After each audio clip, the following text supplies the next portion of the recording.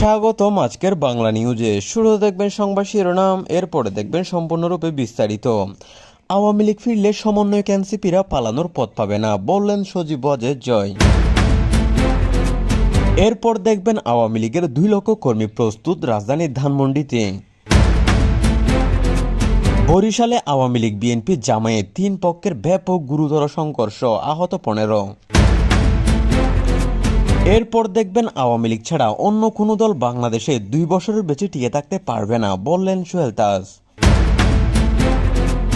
জামাত কোনোদিন রাষ্ট্রীয় ক্ষমতায় আসতে পারবে না, কারণ তারা রাজাকার, বললেন রুহুল কবির রিজভী।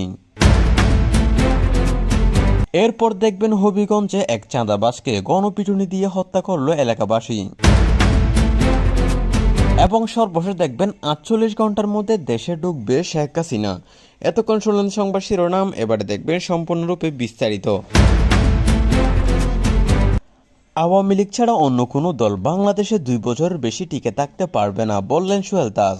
আওয়ামী লীগ নিষিদ্ধ হয়েছে তো কি হয়েছে, তার একদিন ফিরবে। তাজউদ্দিন আহমেদের জ্যেষ্ঠ পুত্র, সাবেক স্বরাষ্ট্র প্রতিমন্ত্রী, মুক্তিযুদ্ধে চেতনার একজন সোচ্চার কণ্ঠস্বর এবং বর্তমান স্বতন্ত্রভাবে রাজনীতি করা সোহেল তাজ আজ ঢাকায় একটি বড় জনসভায় অত্যন্ত আবেগঘন, দৃঢ় এবং কঠোর ভাষায় বলেছেন, আওয়ামী লীগ ছাড়া অন্য কোনো দল বাংলাদেশে 2 বছরের বেশি টিকে থাকতে পারবে না।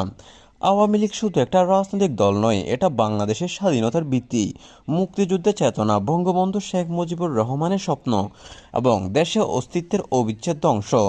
যে দেশের স্বাধীনতা আওয়ামী লীগের নেতৃত্বে লাখ লাখ শহীদের রক্তের বিনিময়ে অর্জিত হয়েছে, সেই দেশের রাজনীতি, সংবিধান, গণতন্ত্র এবং জাতীয় ঐক্য আওয়ামী লীগ ছাড়া টিকে থাকতে পারবে না, এটা অসম্ভব। তিনি আরও বলেন, আওয়ামী লীগ নিষিদ্ধ হয়েছে তো কি হয়েছে, তার একদিন ফিরবে, কারণ এই দল জনগণের হৃদয়ে রয়ে গেছে এখনও। জনগণের শক্তিতে এই দল চিরকাল টিকে থাকবে।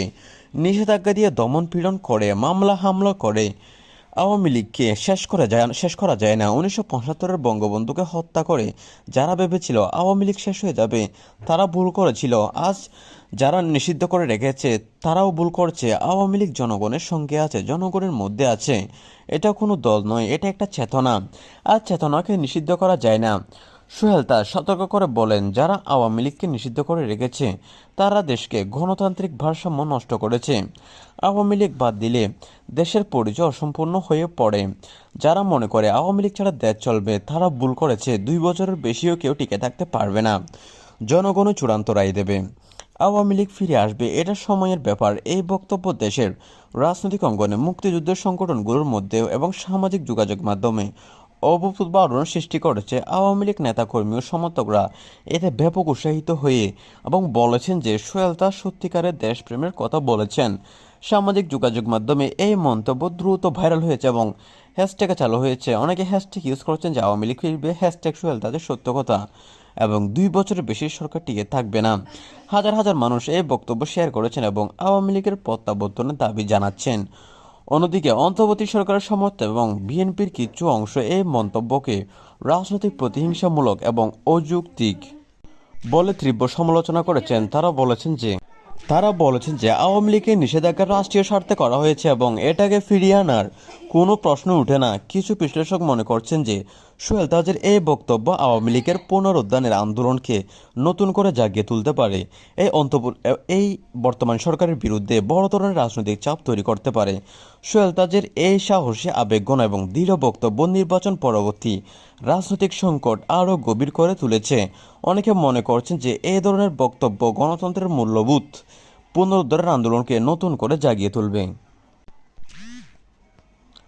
অন্যদিকে জামাত কোনোদিন রাষ্ট্রীয় ক্ষমতায় আসতে পারবে না, বিএনপি নেতা রুহুল কবির রিজভী। অন্তত বিস্ফোরক, জোরালো, কঠোরতম দাবিতে রাজনৈতিক অঙ্গন পুরোপুরি উত্তপ্ত, তোলপাড় ও নতুন করে চরম বিতর্কের জন্ম। বিএনপি সিনিয়র যুগ্ম মহাসচিব রুহুল কবির রিজভী সরাসরি, অত্যন্ত জোরালো, আক্রমণাত্মক ও অপরিবর্তনীয় ভাষায় ঘোষণা করেছেন যে জামায়াত ইসলামী কোনোদিনও রাষ্ট্রীয় ক্ষমতায় আসতে পারবে না। তাদের ইতিহাস, মতাদর্শ, নারীর অধিকার বিরোধী অবস্থান, রাজাকার সমর্থক অভিযোগ, মুক্তিযুদ্ধের চেতনা বিরোধী কার্যকলাপ এবং জনগণের মধ্যে ব্যাপক অগ্রহণযোগ্যতার কারণে এটি সম্পূর্ণ অসম্ভব ও অকল্পনীয়। এই বিস্ফোরণ দাবি রাজনৈতিক মহলে পুরোপুরি উত্তপ্ত, তোলপাড় চরম আলোড়ন সৃষ্টি করেছে রুহুল কবির রিজভীর বক্তব্যে জামায়াতকে নারীর অধিকার ক্ষুণ্ণকারী রাজাকার সমর্থক ধর্মীয় চরমপন্থী রাজনৈতিকভাবে চন্নবিচ্ছিন্ন দল হিসেবে চিহ্নিত করা হয়েছে।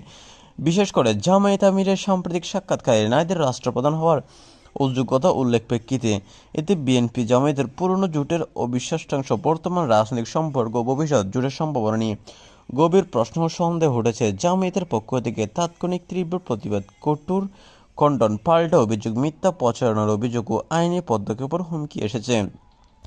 এই বক্তব্য নির্বাচনী প্রচারণা, রাজনৈতিক জোট গঠন, নারীর অধিকার, মুক্তিযুদ্ধের চেতনা, ধর্মনিরপেক্ষতা, দেশের ভবিষ্যৎ রাজনৈতিক দৃশ্যপট নিয়ে নতুন করে বিশাল বিতর্ক, উত্তেজনা, মেরুকরণ, সংঘাত সৃষ্টি করেছে।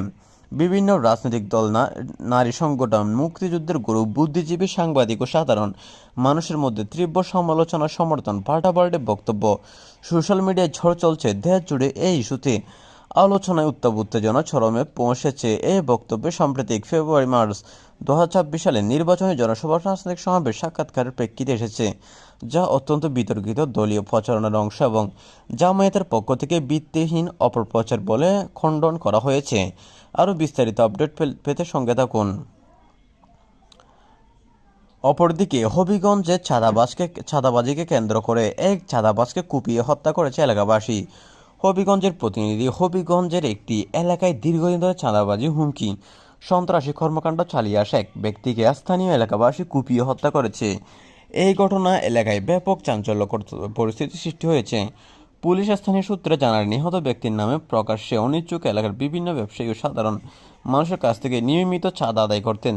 তার বিরুদ্ধে একাধিক অভিযোগ থাকলেও আইনশৃঙ্খলা বাহিনীর কঠোর অবস্থান না নেওয়া খুব বেড়েছিল। গতকাল রাত সময় আনুমানিক রাত 9টায় চাঁদা দাবি করতে গেলে এলাকাবাসীর সঙ্গে বাকবিতণ্ড হয়। এক পর্যায়ে উত্তেজিত জনতা ধারালো অস্ত্র দিয়ে তাকে পাতাড়ি কুপিয়ে গুরুতর আহত করেছেন। পরে স্থানীয়রা তাকে হবিগঞ্জ সদর হাসপাতালে নিলে কর্তব্যরত চিকিৎসক মৃত ঘোষণা করেন। এলাকাবাসী জানান, এই ব্যক্তির কারণে আমরা দীর্ঘদিন ধরে অতিষ্ঠ ছিলাম। ব্যবসা বাণিজ্য, দোকানপাট সবকিছুতে তার হস্তক্ষেপ ছিল। পুলিশের অভিযোগ করে কোনো লাভ হয়নি। শেষ পর্যন্ত ধৈর্যের সীমা ছাড়িয়ে যাওয়ার এমন ঘটনা ঘটেছে। হবিগঞ্জ সদর থানার ওসি জানান, ঘটনাস্থল পরিদর্শন করা হয়েছে, লাশ উদ্ধার করে ময়নাতদন্তের হাসপাতালের মর্গে পাঠানো হয়েছে। এই ঘটনায় এখনও কোনো মামলা হয়নি, তবে হত্যাকাণ্ডের সঙ্গে জড়িতদের শনাক্ত করে গ্রেপ্তারের চেষ্টা চলছে। এ ধরনের ঘটনায় এলাকায় শৃঙ্খলা পরিস্থিতি অবনতি ঘটাতে পারে বলে আশঙ্কা করা হচ্ছে। স্থানীয়রা দাবি করছেন, চাঁদাবাজি ও সন্ত্রাসীদের বিরুদ্ধে কঠোর ব্যবস্থা নেওয়া না হলে এমন ঘটনা পুনরাবৃত্তি হতে পারে, যা বারবার পুরো দেশকে অস্থিতিশীল করে তুলবে। এতে শুধু বাংলাদেশ নয়, আশেপাশে অনেক সমস্যা হবে বলে জানা যাচ্ছেন। এই ছিল আজকের নিউজ। আজকের নিউজটি ভালো লাগলে চ্যানেলটি সাবস্ক্রাইব করে দিবেন। ধন্যবাদ।